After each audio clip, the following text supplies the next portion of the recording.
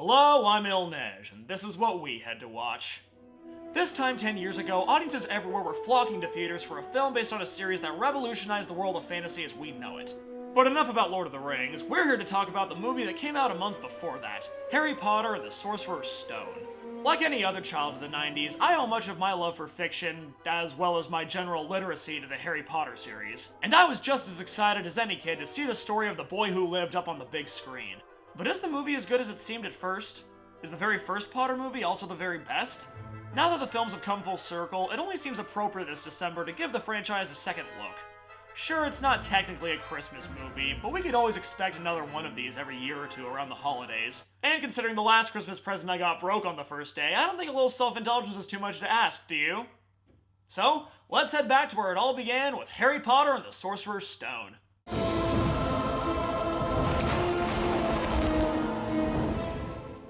We open on a cold English night, as we're given our first look at Professor Albus Dumbledore.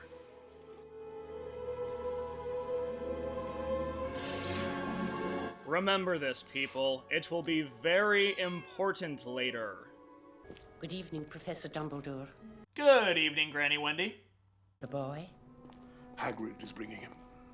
Do you think it wise to trust Hagrid with something as important as this? Professor, I would trust Hagrid with my life. But not quite enough to take my life. That's reserved solely for my inner circle. And so the aforementioned Hagrid arrives to hand off the infantile version of the walking MacGuffin known as Harry Potter. Do you really think it's safe, leaving him with these people? I've watched them all day. They're the worst sort of muggles imaginable. Crap, he's gonna live with the Kardashians. This boy will be famous. There won't be a child in our world who doesn't know his name. Exactly. He's far better off growing up away from all of that. And as you'll come to see, absolutely every decision I make is completely sound. Wake up, cousin! We're going to the zoo! Completely sound. So we flash forward 10 years to see our protagonist, played by Daniel Radcliffe, as we're given a glimpse into the daily life of the Dursleys. Basically, it boils down to treat the orphan nephew like crap, with an extra helping of abuse whenever anything strange happens. 1 minute the glass was there and then it was gone. It was like magic.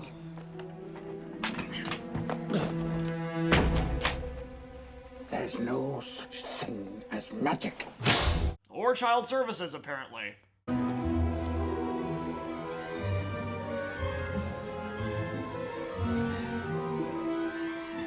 Wow, thank God the score shot into full-on whimsy at that point. We might have recognized that important plot point without it. Dad, look! Alice got a letter! Hey, give it back! It's mine! Yours? They'll be writing to you. Millions of fangirls the world over. This is only supporting my theory further. So, to escape the flood of killer mail, the family retreats to the setting of a Stephen King novel. Make a wish, Harry.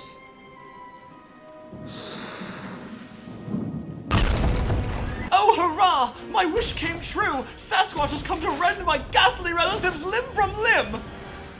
Rubeus Hagrid, keeper of keys and grounds at Hogwarts. Of course, you'll know all about Hogwarts. Is it anything like that puberty thing I keep hearing about? You're a wizard, Harry.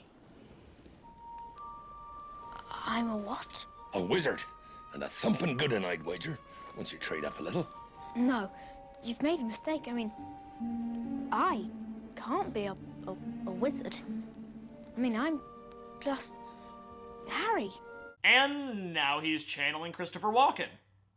Hey, if that's not magic, I don't know what is. He will be under the finest headmaster that Hogwarts has ever seen, Albus Dumbledore. I will not pay to have some crackpot old fool teach him magic tricks. Never insult Albus Dumbledore in front of me. He's not long for this world.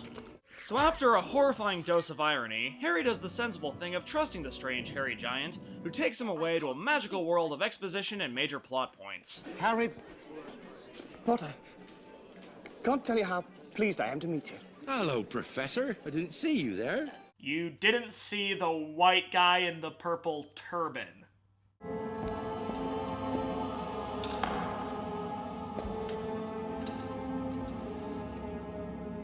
Best not to mention this to anyone, Harry. Wow, breaks down your door, takes you on shady errands that no one can know about. If I didn't know any better, I'd say Hagrid was a sketchy bastard. And who better to take part in the info dump than the storyteller himself, John Hurt. It is curious that you should be destined for this wand when its brother gave you that scar. We can expect great things from you. After all, he who must not be named did great things. Terrible. Yes, but great. Why, the very thought of them makes me want to overact. Voldemort started to gather some followers. Brought him over to the dark side. Your parents fought against him. But nobody lived once he decided to kill him. God help anyone who looked at his nose. That's why you're famous. That's why everybody knows your name. You're the boy who lived. Now come on, we're gonna get that tattooed on your lower back. The ladies will love it. Your train leaves in 10 minutes. There's your ticket. Now stick to it, Harry. That's very important. Stick to your ticket. Why does that sound like a deleted song from Mary Poppins? But Hagrid, there must be a mistake. This is platform 9 3/4. There's no such thing. Is there?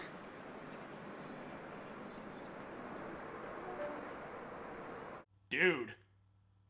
Hagrid's Batman. Excuse me, sir. Can you tell me where I might find platform 9 3/4? 9 3/4? Think you're being funny, do you? The same every year, packed with muggles, of course. Come on. Muggles? Platform 9 3/4 this way. Of course. When in doubt, follow the gingers. All you've got to do is walk straight at the wall between platforms 9 and 10. Best do it at a bit of a run if you're nervous. Good luck. Wow, that's one more line than usual for Ginny.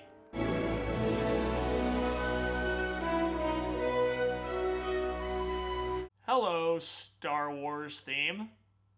So Harry boards the train, and we have our first encounter with Ron Weasley, who introduces our young hero to the fascinating world of wizard junk food.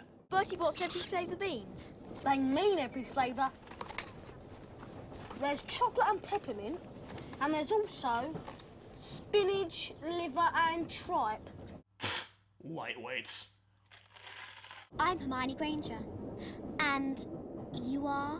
Your future husband. Now, in a few moments, you will pass through these doors and join your classmates. But before you can take your seats, you must be sorted into your houses. Now, while you're here, your house will be like your family. I can just imagine what the ads for this place must be like. Hogwarts, where segregation is institutionalized and encouraged. Speaking of segregation, where is he? Let's see, we got Harry, Ron, Neville. It's true then. There's the little Hitler Youth in the making. I'm Malfoy. Draco Malfoy. You'll soon find out that some wizarding families are better than others, Potter. You don't want to go making friends with the wrong sort. I can help you there. Okay, John, I know you've made a lot of great music in the past, but please, pull up on the reins. This moment's supposed to rely on subtext. You're putting a neon sign over his head that says, "I'm a bad guy." When I call your name, you will come forth. I shall place the sorting hat on your head, and you will be sorted into your houses. Luckily, we go by importance to the plot rather than alphabetically, so we should be done here in no time. Slytherin! There's not a witch or wizard who went bad who wasn't in Slytherin. Not Slytherin.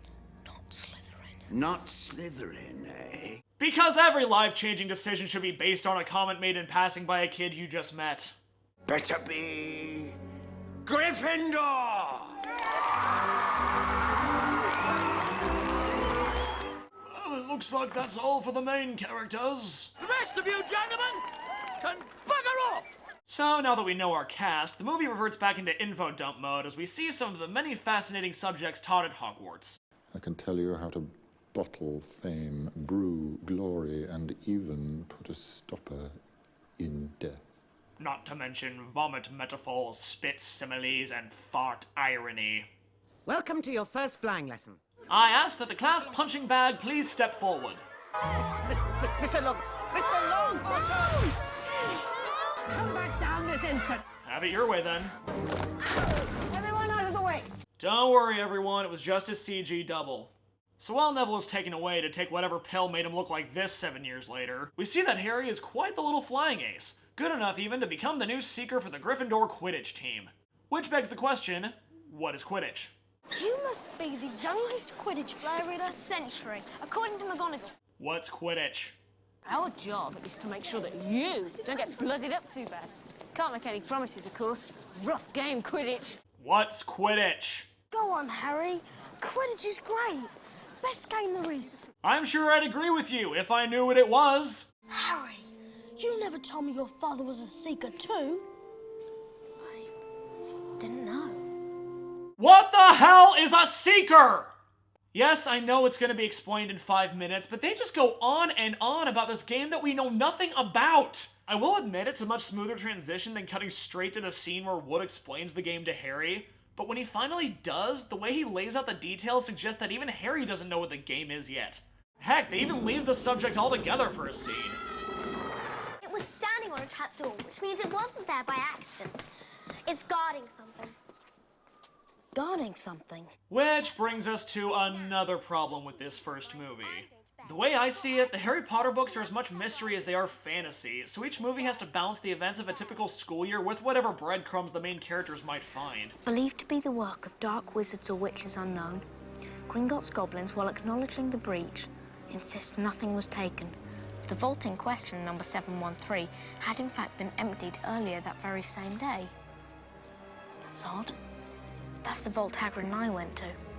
But because this is also the first movie, it's also burdened with establishing the world of the entire series, which leads to a lot of front-loading.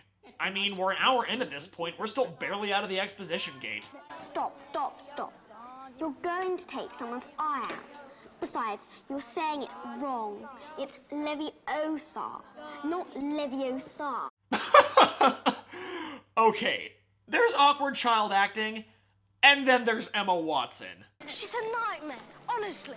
No wonder she hasn't got any friends. I think she heard you. Where's Hermione?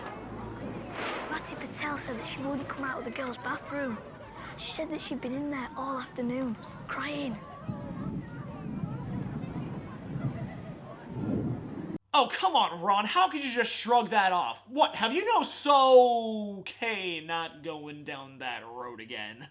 In the dungeon! Turn around in the dungeon! He wants to know if you're mad, bro.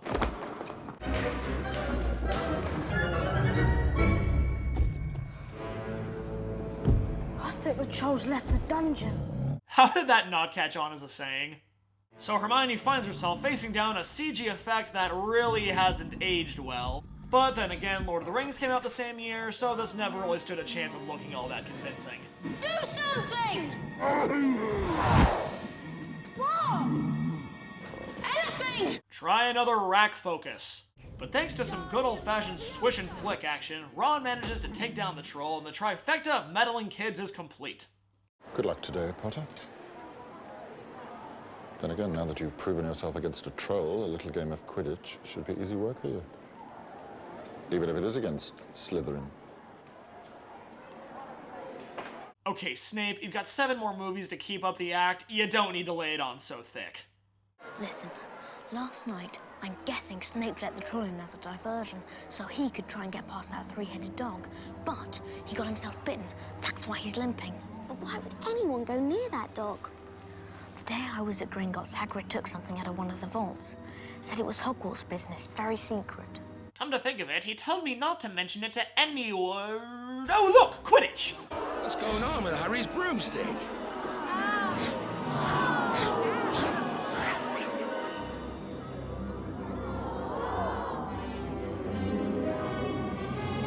It's Snape. He's jinxing the broom. Almost makes you think that letting children fly hundreds of feet in the air without helmets or padding was a bad idea. But luckily, Hermione demonstrates her pyromaniac skills, allowing Harry to bring this horrible blood sport to an end.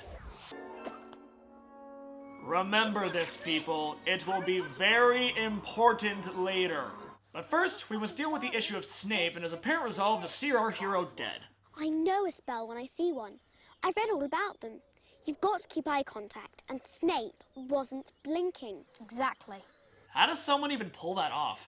Elica nominamina tomatu elica aguamente clatu verata nicto. What that dog is guarding is strictly between Professor Dumbledore and Nicolas Flamel. Nicolas Flamel? I shouldn't have said that. I should not have said that. I shouldn't have said that. Nicolas Flamel. Who's Nicolas Flamel? I don't know. And so, Hermione, after the shock of having not read about something, leaves the movie for 10 minutes to recuperate. While Harry, after receiving a green screen effect for Christmas, goes snooping around the castle for major plot points. I see that you, like so many before you, have discovered the delights of the Mirror of Erised. It shows us what we want. Whatever we want. Men have wasted away in front of it, even gone mad. That is why tomorrow it will be moved to a new home. It does not do to dwell on dreams, Harry, and forget to live. Suck it, Disney. Of course! Here it is. Nicolas Flamel is the only known maker of the Sorcerer's Stone. The Sorcerer's Stone is a legendary substance with astonishing powers. It will transform any metal into pure gold and produces the elixir of life, which will make the drinker immortal. That's what Floppy's guarding on the 3rd floor. That's what's under the trapdoor. The Sorcerer's Stone. Wait, but that would mean that the people who broke into Gringotts were... I knew it. Snape is one of the teachers protecting the stone. Of course! There are other things defending the stone, aren't there? Spells, enchantments. Let's take that one again, Emma. There wasn't quite enough whimsy in your voice. Hagrid, what exactly is that? It's where Christopher Paolini got the idea for Aragon. Is that a big dragon? Isn't he beautiful? Oh, bless him, look, he knows his mummy. Rubius Hagrid, the original Brogon. But never mind this subplot that goes nowhere due to time restraints, because Malfoy's decided to actually contribute something other than reaction shots. Nothing, I repeat, nothing, gives a student the right to walk about the school at night. Therefore, as punishment for your actions, all 4 of you will receive detention. So as punishment for being out of bed after hours, the students are sent out of bed after hours into a part of campus that's strictly forbidden. This school is run by idiots. The forest? I thought that was a joke. We can't go in there. And there are...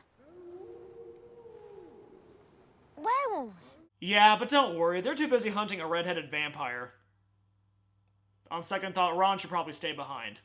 And because Hagrid is now responsible for the safety of 4 youngsters whose combined magical talents consist of making things float, he decides that the best course of action is to split the group up, leaving 2 of them completely unsupervised. Hogwarts. If the horrible creatures roaming the campus don't kill your child, the negligence of the staff will. What is it, Fang?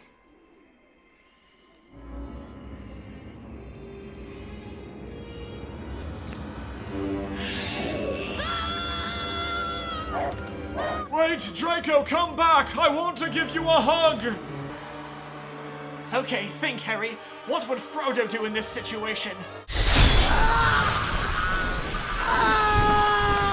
Well, okay, let's see here. Wingardium Levioso! God, I'm dead. But luckily, our young hero is saved by a CG Deus Ex Machina who's more than happy to provide even more exposition. Do you mean to say that thing that killed the unicorn, that was drinking its blood, that was Voldemort? Do you know what is hidden in the school at this very moment, Mr. Potter? The Sorcerer's Stone. Hello there, friends. Glad to see you're doing my job for me. You're safe now. Good luck. I'll see you in Order of the Phoenix. Wait, what do you mean they're going to cut it for time? No, son of a... Snape doesn't want the stone for himself. He wants the stone for Voldemort. With the elixir of life, Voldemort will be strong again. He'll come back. And to think, I've been worrying about my potions final. Yeah, that's first world wizard problems for you. Who's the one wizard Voldemort always feared? Dumbledore. As long as Dumbledore's around, Harry, you're safe. As long as Dumbledore doesn't make it a habit of disappearing every time the climax draws near, you'll be just fine. I'm afraid Professor Dumbledore is not here. Oh, Dobby sock! Careful. People will think you're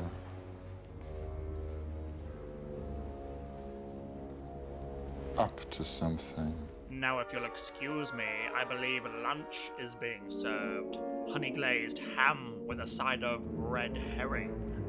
And so, with Dumbledore gone, our heroes have no choice but to take matters into their own hands and take the stone before Snape can. Trevor! Shh! Go, you shouldn't be here. Neither should you. Thank God! I've been sitting here every night for a month hoping you guys would show up. Neville, I'm really, really sorry about this. Petrificus totalis. Let's go. Okay, yeah, that's fine. Yeah, just you wait. In 6 years, I'm gonna be the hottest one in this franchise. I'm gonna cut a snake in half, damn it!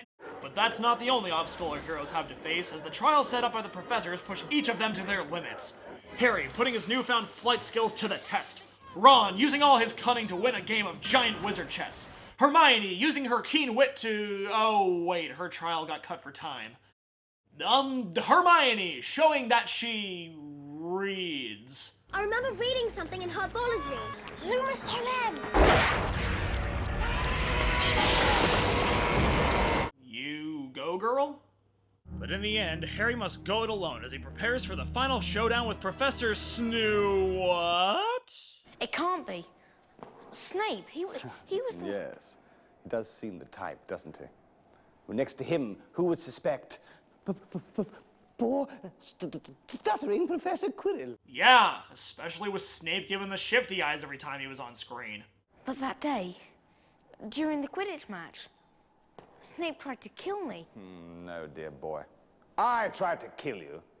And trust me, if Snape's cloak hadn't caught fire and broken my eye contact, I would have succeeded.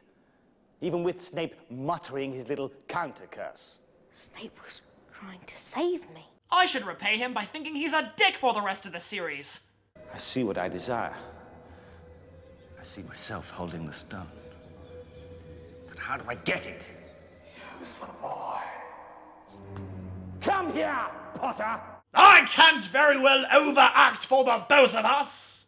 So through the magic of, well, magic, Harry manages to retrieve the Sorcerer's Stone. Let me speak to him. Master, you are not strong enough. I have strength enough for this. You sure? It took me like 5 hours to get this turban just right. Harry Potter. Voldemort. He has a nose! Together, we'll do extraordinary things. Just give me the stone. I don't have your stone, and f*** you anyway.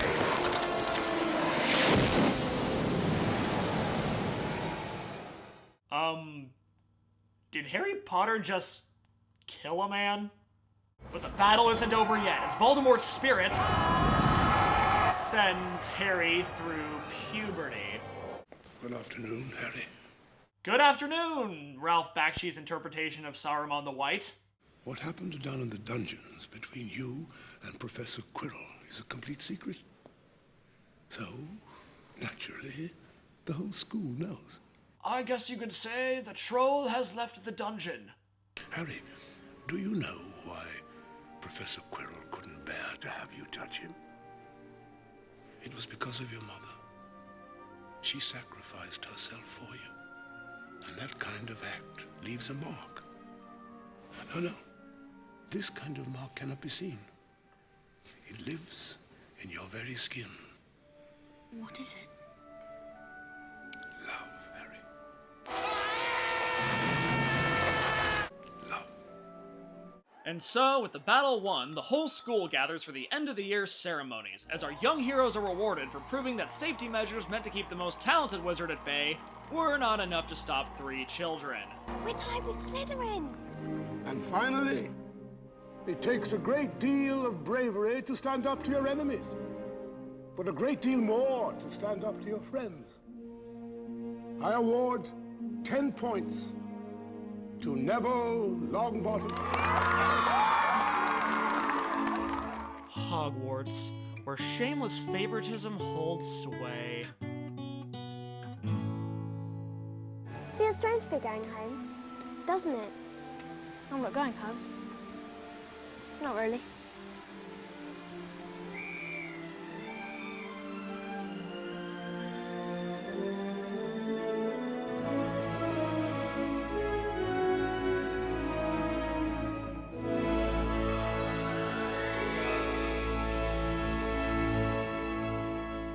So that was Harry Potter and the Sorcerer's Stone, and I don't think it's held up very well.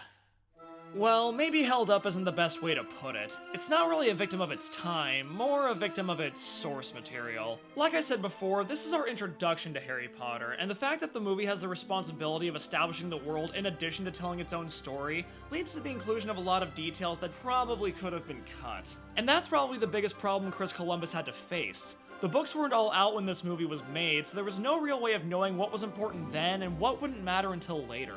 But while the movie may feel a little dense, it still does its job. We do get a good sense of how this world works, and most importantly, the story remains intact. The adult actors are over the top, but then again, this is sort of an over-the-top world, and I feel that the haminess actually lends itself well to that. The kids are still a little rough, but we would see their acting improve later. Some more than others. And if nothing else, they're cute. And that's my main feeling towards Sorcerer's Stone. It's cute. It may have its dark moments, but they're nothing compared to what we'd see in later installments, and it's probably for the best that different directors were brought in as the series went on. But for this first movie, I feel that Columbus's whimsical approach works, and while I don't think it's the best of the Potter films, it's still a good adaptation. I'm Neige, and this is what we had to watch.